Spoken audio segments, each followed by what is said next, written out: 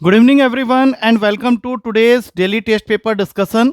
आज हमने कंडक्ट किया था सीडीएस एंड एफकेट का new daily test paper number 22 और इस पार्टिकुलर वीडियो में हम लोग इसी के क्वेश्चन को डिस्कस करने जा रहे हैं। इस पेपर में आज कुछ एक आंसर में प्रॉब्लम आई थी तो उसको मैंने रेक्टिफाई किया है, जिसकी वजह से मार्कशीट जो है वो रिवाइज करके मैंने तुम लोगों को ग्रुप में सेंड किया है। But still there are some queries, there are some questions जो कि तुम्हारे दिमाग में चल रहे होंगे कि पेपर के क्वेश्चंस का सही तरीका या सही अप्रोच, और जिसमें से मोस्ट ऑफ द क्वेश्चंस तुम नहीं कर पाए थे उनको करने का मेथड क्या है। तो स्टार्ट करते हैं इन सब सवालों के जवाब के साथ आज के वीडियो का सॉल्यूशन। तो सबसे पहला क्वेश्चन आज के पेपर का था, काफी बढ़िया क्वेश्चन है ये। अगर इसको ध्यान से देखो, तुम्हें दो इक्वेशंस दे रखी हैं एक्स वाई और ए और बी को रिलेट करते हुए। तो ऐसे क्वेश्चन को जब स्टार्ट करोगे तो वैल्यू पुटिंग की मदद जरूर लेना, इससे काम आसान हो जाएगा। अब देखो, एक इक्वेशन है x plus one upon x minus one is equals to A by B. X मुझे पता नहीं है तो मैं x को वैल्यू दे देता हूं 2। तो ये बन जाएगा 2 plus one upon 2 minus one is equals to A by B. इससे तुम्हारा रेशियो आ गया ए बाई बी का 3 और 1, तो मैं a को 3 और b को 1 बना लेता हूं। अब जो दूसरी वाली इक्वेशन है वहां पे लिखा हुआ है 1 minus y upon 1 plus y is equals to b by a. अब हमने ऑलरेडी ए बाई बी का रेशियो अगर 3/1 निकाला है तो यहां पे हम इसको चेंज नहीं कर सकते। इसको उल्टा करने समय हमें यही सेम वैल्यू लेना है, तो हमें बी बाई ए 1/3 लिखना पड़ेगा। अब इसके अकॉर्डिंग जो भी वाई की वैल्यू आएगी वो मुझे निकालना पड़ेगा। तो ये आ गया क्रॉस मल्टीप्लाई करके 3 minus 3y equals to 1 plus y. तो ये बन जाएगा 2 इक्वल्स टू 4y और y की वैल्यू हो गई 1/2। तो पूरे क्वेश्चन में जो वैल्यूज के साथ तुम्हें काम करना है वो है x2 y 1/2 a3 b1। हमारा क्वेश्चन हमसे मांग रहा है the value of x minus y upon 1 plus x y. तो चूंकि हमने x और y यहां निकाला हुआ है 2 एंड 1/2, तो उसको वहां पे पुट कर देते हैं। तो ऊपर आ गया 2 माइनस 1/2 और नीचे हो जाएगा 1 प्लस 2 इंटू 1/2। तो टोटल वैल्यू आ गया 3/2 और ये बन गया 2। दैट मीन्स आंसर हो गया 3/4। ऑब्वियस सी बात है कि अगर मैंने वैल्यूज लेट किया है तो ऑप्शन में भी जो आंसर्स होंगे वो ए और बी के फॉर्म में होंगे। तो हमें यह देखना है कि किस ऑप्शन में ए के जगह 3 और बी के जगह 1 रख के मुझे 3/4 मिल सकता है। सबसे पहले स्टार्ट करते हैं पहले ऑप्शन से। पहले ऑप्शन में लिखा है 2ab upon A square minus B square. 2ab upon A square minus B square. तो 2 इंटू ए तुम्हारा 3 है, बी 1 है, तो 2 इंटू 3 इंटू 1 और नीचे हो जाएगा 3 square minus 1 square. I think यही आंसर तुम्हारा बिल्कुल परफेक्ट बैठ रहा है, क्योंकि ये 6/8 होगा और यही 3/4 बनेगा। एक डाउट फैक्टर दिमाग में आ सकता है, इसलिए मैं बाकी ऑप्शंस को भी चेक करा देता हूं। अब अगर मैंने A square minus B square upon 2ab लिखा तो ठीक इसका उल्टा है, तो 8/6 हो जाएगा, दैट इज 4/3। तो ये तो आंसर नहीं हो सकता क्योंकि हमारी रिक्वायरमेंट 3/4 की है। सी ऑप्शन लेता हूं तो वहां पे लिखा है A square plus B square upon 2ab। अब ए और बी की जगह 3 और 1 डालते ही ऊपर 10 आ गया और नीचे 2ab करूंगा तो 2 इंटू 3 6। तो ये तुम्हारा बन गया 5/3। ये भी नहीं चाहिए, मुझे चाहिए 3/4। इसी तरह से डी ऑप्शन को भी मैं चेक कर सकता हूं, कर ही देता हूं। चलो, ए स्क्वायर माइनस बी स्क्वायर, ए स्क्वायर माइनस बी स्क्वायर मतलब 9 माइनस 1 8 अपॉन में ए बी 3, 8/3 आ रहा है। ठीक है, तो इससे पता चलता है कि A answer is the correct answer. Lengthy ये क्वेश्चन लग रहा होगा क्योंकि मैंने ऑप्शंस चेक किए हैं, बट मेथड बहुत शानदार है, इसी से करना। अब नेक्स्ट क्वेश्चन में चलते हैं। हाँ, ये क्वेश्चन में काफी बच्चों को प्रॉब्लम हुई थी। एक बार जल्दी से देखेंगे कि इस क्वेश्चन को करने का सबसे इजीएस्ट अप्रोच क्या होगा। कुछ बच्चों ने इसको वैल्यू पुटिंग से करने का ट्राई किया होगा और वो सही तरीका है, लेकिन उसके लिए तुमको सारे ऑप्शंस चेक करने पड़ेंगे। तो अब मैं तुमको दूसरे तरीके से बता रहा हूं। देखो, 2 के पावर में है 0.7x, मल्टीप्लाई है, ये इंटू का साइन है, 3 के पावर में है माइनस का 1.25y। यहां पे अभी मिसिंग है माइनस का साइन, लेकिन क्वेश्चन पेपर में वो माइनस का साइन था। मैं एक बार क्वेश्चन पेपर हाथ में ले ही लेता हूं। क्वेश्चन पेपर में 3 के पावर में माइनस का 1.25y था और ये वैल्यू इक्वेटेड है 8√6 अपॉन 27 के साथ।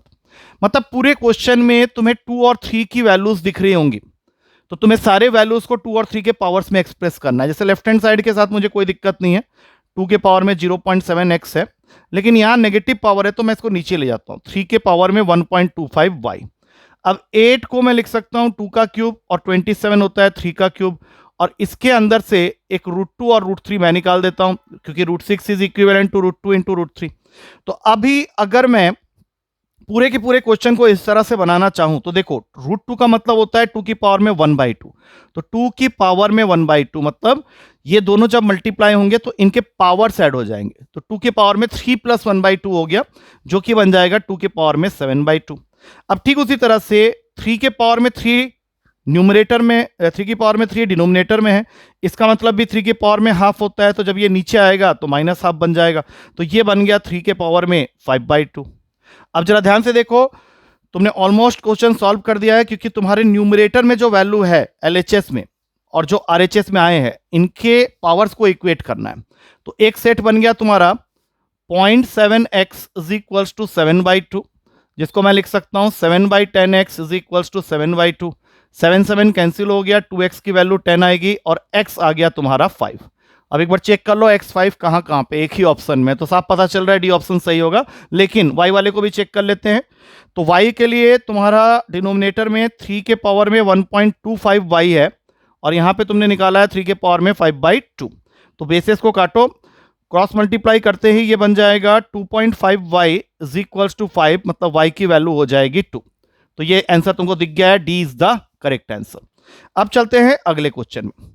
अगला क्वेश्चन हमने पहले क्लास में किया हुआ है, तो आई होप कि ये क्वेश्चन मैक्सिमम लोगों को कर लेना चाहिए था, but still I can find कि लोग नहीं कर पाए थे।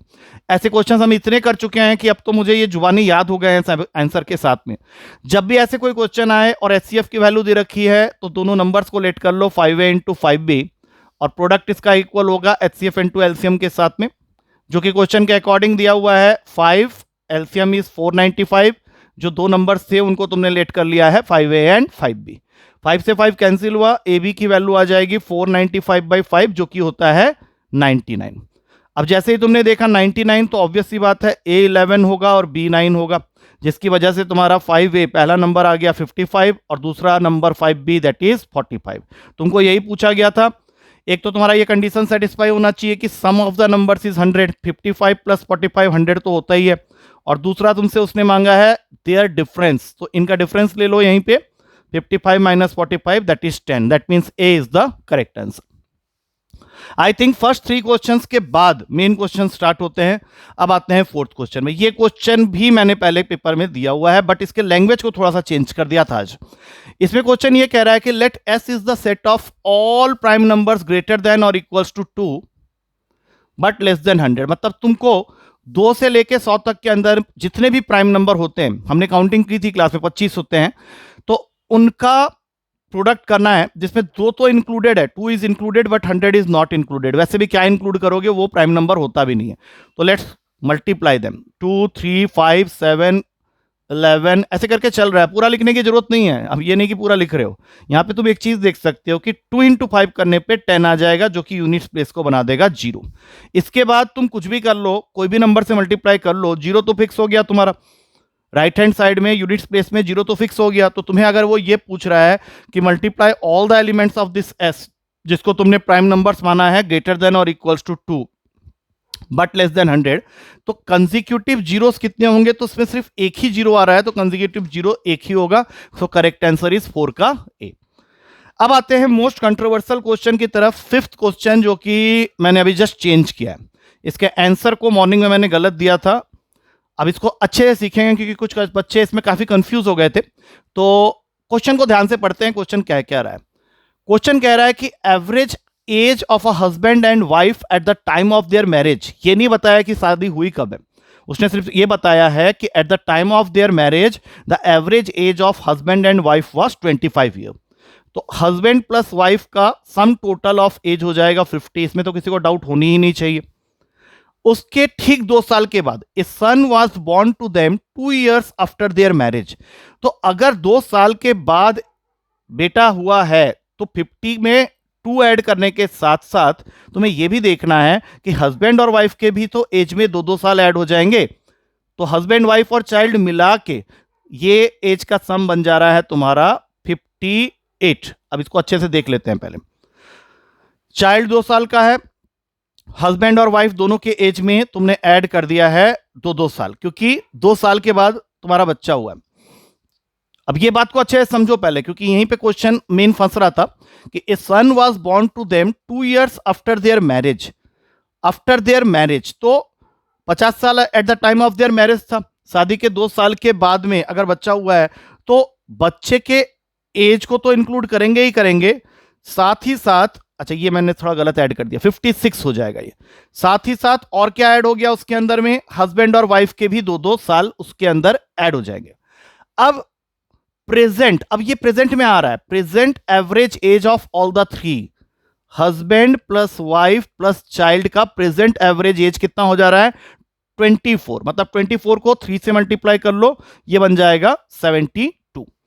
अब यहां पे ये सोचना है कि 56 से लेके 72 के बीच का जो गैप है वो कितने का है, तो वो गैप तुमको मिलेगा 16 का। अब इस 16 के अंदर में तुमने अपना 2 साल का बेबी तो रखा है, लेकिन अगर ध्यान से देखो तो ये जो गैप आ रहा है 16, इसके अंदर में हस्बैंड, वाइफ और चाइल्ड ये सब इंक्लूडेड हो जाएंगे, क्योंकि प्रेजेंट एवरेज वो बोल रहा है। शादी के 2 साल के बाद बच्चा तो हुआ, बच्चे की एज उस समय 2 साल रही होगी, लेकिन अभी जो प्रेजेंट एवरेज एज है हस्बैंड, वाइफ और चिल्ड्रन का वो 72 है। मतलब 56 जो तुम्हारा पहले था वो सम बढ़ के अभी कितना हो गया है, 72। इसका मतलब है कि हस्बैंड, वाइफ और चाइल्ड तीनों के एज का जो सम बनेगा इस डिफरेंस की वजह से वो 16 का बन रहा है। अब 16 का बन रहा है तो यहां पे तुमको ये सोचना है कि चाइल्ड को अगर हटा के मैं हस्बैंड और वाइफ का शादी का टाइम देखूं, क्यों देखो उसने ये पूछा है कि how many years is it since the couple get married, तो कपल गेट मैरिड 2 साल को तुमको पहले ही हटाना पड़ेगा, तो हस्बैंड वाइफ के एज का जो सम होना चाहिए वो 16 होना चाहिए। तो ये कितने में होगा, 8-8 के हिसाब से होगा। मतलब हस्बैंड भी 8 साल का, वाइफ भी 8 साल का, पहले 8 साल पहले तुमको जाना पड़ेगा, तब जाके ये बात बनेगी, और इसी वजह से ये 8 इयर्स होगा। वहां पे हम लोग चाइल्ड के एज को कंसीडर नहीं करेंगे, क्योंकि husband plus wife plus child का जो सम आया था वो 56 आया था, ये शादी के 2 साल के बाद हुआ है। तो अब जब तुम यहां पे फाइनल कैलकुलेशन कर रहे हो तो तुम इसे चाइल्ड का जो एज है यहां पे कंसीडर मत करो, क्योंकि ये 2 साल इंक्लूड नहीं होंगे। शादी जब हुई थी तो 8-8 साल पहले चले जाओ तो वो 16 बनेगा, ये 2 साल उसके अंदर में इंक्लूड नहीं होंगे, क्योंकि 2 साल के बाद तुम्हारा बच्चा आया था। इसी वजह से यहाँ पे कंफ्यूजन नहीं करना है, 8 और 8 दोनों को बराबर बांटेंगे और आंसर हो जाएगा सी ऑप्शन। ये आंसर मैंने करेक्ट करवाया था अभी थोड़ी देर पहले ही, और उस हिसाब से मैंने इसके आंसर को मार्क करवा के चेंज किया था। 5 का आंसर एक बार मैं चेक कर देता हूं फिर से, इसका आंसर मैंने यहाँ पे चेंज किया है और इसको सी बनाया है, मॉर्निंग तक ये बी था। तो अच्छी तरह से समझ लेना इस सॉल्यूशन को। अब चलते हैं अगले क्वेश्चन की तरफ। अगला क्वेश्चन ये भी काफी ट्रिकी क्वेश्चन है लैंग्वेज के मामले में। क्वेश्चन कह रहा है कि present population of a village, अब देखो विलेज के अंदर में मेल और फीमेल ही तो होंगे, तो present population of a village is 5500। तो इस 5500 के अंदर में तुम्हारा मेल आ गए और फीमेल आ गए, इनको मिला के प्रेजेंट पॉपुलेशन है विलेज का 5500। अब हुआ क्या है, the number of males increases by 11%। 11% मतलब 111 m बाई 100 यहां कर लेते हैं, और फीमेल इंक्रीज हुए हैं, फीमेल्स की पॉपुलेशन बढ़ी है 20% से, तो ये बन जाएगा 120 f by 100 is equals to, अब नया पॉपुलेशन हो गया 6330। अगर मैं यहां पे एलसीएम ले लूं 100 का, तो नेक्स्ट स्टेप में एक और इक्वेशन बन जाएगी 6330 के साथ में 2 और 0। अब तुम्हारे 2 इक्वेशन है, एक तो मेल प्लस फीमेल 5500 और एक अभी तुमने बना लिया। तो अगर मुझे फाइनली क्वेश्चन में प्रेजेंट पॉपुलेशन ऑफ फीमेल्स निकालने हैं, तो ध्यान रखना प्रेजेंट मतलब ये वाले के हिसाब से वो चाह रहा है, ये नहीं कि इंक्रीज्ड बना के तुम फिर बताओगे। तो अभी तुमको करना क्या है, मेल को हटाना है, तो इस इक्वेशन को 111 से बोथ साइड्स मल्टीप्लाई कर दो, तो ये बन जाएगा 111 m प्लस 111 f, और 55 को अगर मैं 111 से मल्टीप्लाई करता हूं तो ये 555 वॉशिंग पाउडर नहीं 555 आएंगे, ये बन जाएगा 6105, 2 जीरो और लगा लेना, 610500। अब इसके ऊपर ये वैल्यू लिख लो 111f जो तुम्हारा दूसरा इक्वेशन है, प्लस 120f क्योंकि ये बड़ा है इसलिए इससे ऊपर लिख रहे हैं, और 633000। अब अगर मैं इनको यहीं पे माइनस कर दूं तो मेल वाले तो गए यहां से, ये 9f बन जाएगा, और इसको जरा माइनस करके देख लो तो ये 22500 है। तो फीमेल पॉपुलेशन इसको काटने के बाद तुमको मिलेगा 2500, मतलब फीमेल कितने हैं 2500 तुम्हारे प्रेजेंट पॉपुलेशन में, ये वाले की बात कर रहा है। अगर इसी क्वेश्चन में मेल पूछा होता तो वो हो जाता 3000। I hope it is clear, इस आंसर में कोई प्रॉब्लम नहीं थी, B is the correct answer. अब चलते हैं अगले क्वेश्चन की तरफ।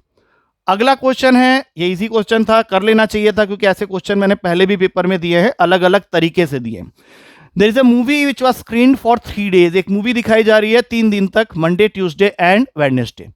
अब कितने लोग इसको देखने आते हैं and according to the days what was the price of the ticket, ये दोनों इंफॉर्मेशन यहां पे दिया हुआ है। सबसे पहले तो बात करते हैं the respective ratio between the number of spectators on respective 3 days was, ऐसे बना लो, मंडे, ट्यूसडे, वेडनेसडे, विजिटर्स और टिकट के चार्जेस, क्योंकि इन दोनों को मल्टीप्लाई करके ही टोटल कलेक्शन पता चलेगा। तो विजिटर्स के रेशियोज दिए हुए हैं 2x, 3x एंड 5x, और प्राइस जो टिकट के चार्ज किए गए हैं वो क्या क्या है, यहां पे निकल लेते हैं 2y, 3y एंड 4y।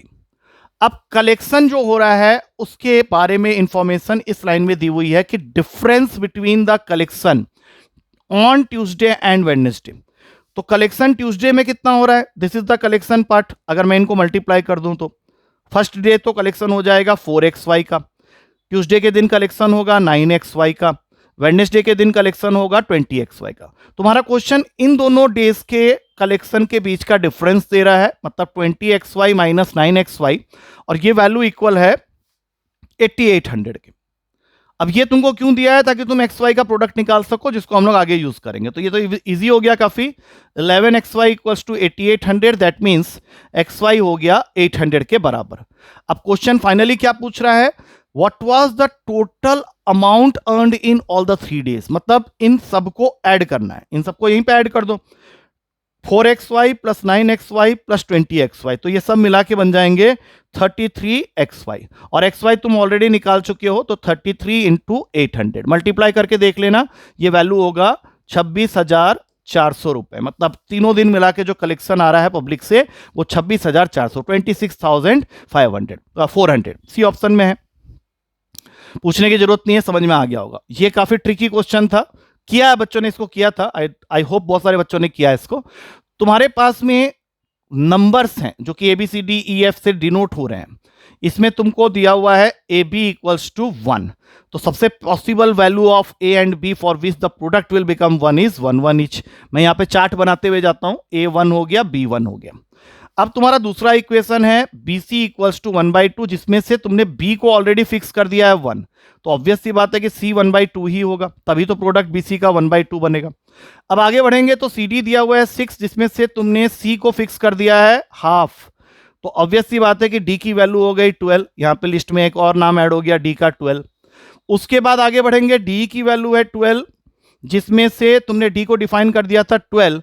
अब इस प्रोडक्ट को तुमको बनाना है 2 के इक्वल, D है तुम्हारा 2, सॉरी ये D है तुम्हारा 2, तो 2 लाने के लिए तुमको क्या करना पड़ेगा, E की वैल्यू को लेना पड़ेगा 1/6, चलो एक और लिस्ट में आ गया 1/6, और फाइनली EF की वैल्यू दे रखी है 1/2, जिसमें से तुमने E को अभी बताया है 1/2 के 1/6 के इक्वल, तो 1/6 में क्या मल्टीप्लाई करोगे जिससे कि वो 1/2 बन जाएगा, यही है ना हमारा, E की वैल्यू 1/6 है और EF हमें लाना है 1/2 के इक्वल, तो ये वैल्यू हो जाएगी 3, F की वैल्यू हो गई 3, तभी तो ये 1/2 बनेगा। तो सारे वैल्यूज आ गए। अब देखते हैं पूछा क्या है, तुमसे पूछा है AD करो जल्दी से, आ गया 1/6, AD नहीं AD हो जाएगा 12, सॉरी AD हो गया 12। अब इसका रेशियो मुझे किसके साथ लेना है, BE मतलब ये दोनों 1/6, और उसके बाद किसके साथ मल्टीप्लाई करना है, C और F, मतलब ये वैल्यू हो गई 3/2। इसका सिंगल रेशियो बनाते हैं, एलसीएम ले लो 6 का, अगर तुमने यहां 6 लिखा तो यहां 72 आ जाएगा, ये एज इट इज रहेगा, 3 से 3 9, देखो आंसर में कहीं पे है, क्योंकि ये 6 तो तुमको हटाना है नीचे से, तीनों के नीचे 6 6 6 है, इसको हटा दो, 72 ratio 1/90 is the correct answer. I think समझ में आ गया होगा। नेक्स्ट क्वेश्चन की तरफ मूव करते हैं। आखिरी 2 क्वेश्चन तुम्हारे टाइम एंड वर्क के हैं, और टाइम एंड वर्क के अब तक तुमने काफी सारे क्वेश्चंस कर रखे हैं, तो एक बार जल्दी से इसको देख लेते हैं।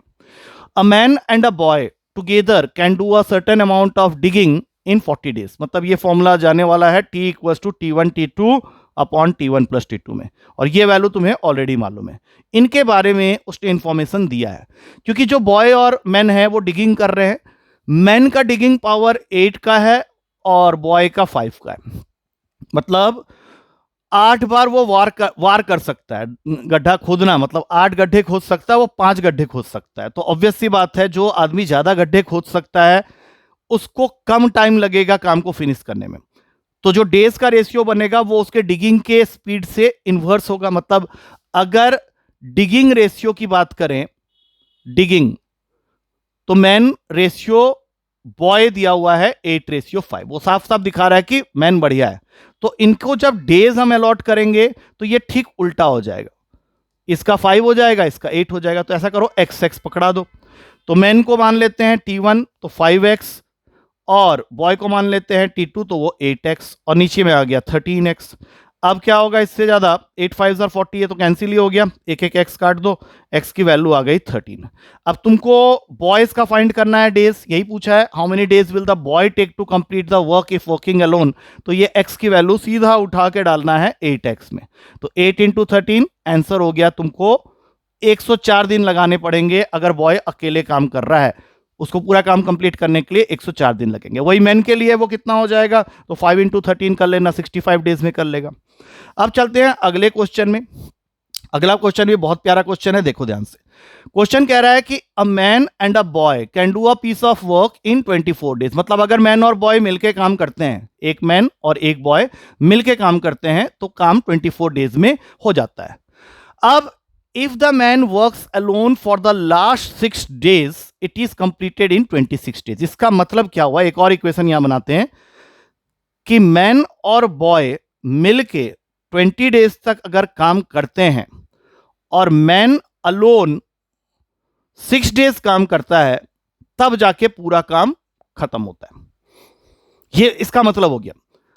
तो अब तुमको यह सोचना है कि अगर मैन और बॉय मिलके 24 डेज में काम को कर सकते थे, तो उनका 1 डे वर्क जो होगा, मैन और बॉय का 1 डे वर्क जो होगा, क्या वो 1/24 होगा। और क्वेश्चन के अकॉर्डिंग इस पर्टिकुलर केस में मैन और बॉय ने 20 डेज तक तो काम किए ही हैं, तो उन्होंने 20/24 काम जो है वो खत्म कर लिया। तो मैन 6 दिन में काम का कितना पार्ट करेगा, ये अभी हम लोग निकाल लेंगे, क्योंकि ये कटेगा 4 के टेबल में, 5/6। तो man alone in 6 days can do 1 - 5/6 of the work, that means 1/6 of the work.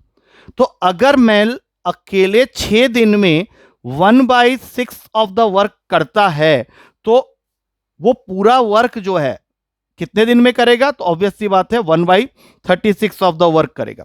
एक दिन में वो 1/36 ऑफ द वर्क कर सकता है।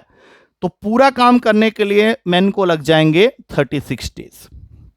अब सोचो कि मैन को अगर पूरा काम अकेले करने में 36 डेज लग जाएंगे और मैन और बॉय मिला के उसी काम को 24 डेज में कर सकते हैं, तो अगेन तुम इस फॉर्मूले में आ जाओ, T is equals to T1 T2 upon T1 plus T2। तो कंबाइंड वर्क टाइम तुमको दिया हुआ है 24, मैन का तुमने अभी निकाल ही लिया 36, बॉय का निकालना है, उसको T2 मान लेते हैं और बस इसको सॉल्व करते हुए चले जाओ। 12 के टेबल में ये कट गया 2 3 में। अब क्रॉस मल्टीप्लाई करेंगे तो ये बन जाएगा 72 plus 2T2 is equals to 3T2। तो 72 इक्वल्स टू T2 हो गया। अब यहां पे मैंने T2 माना है बॉयज का alone number of days to complete the work. I think समझ में आया होगा, बट फिर भी मैं एक बार फिर से बताता हूं। मैन और बॉय मिलके किसी काम को 24 डेज में कर लेते हैं, तो उनके एक दिन का काम हो गया 1/24। इसको संभाल के रख लो।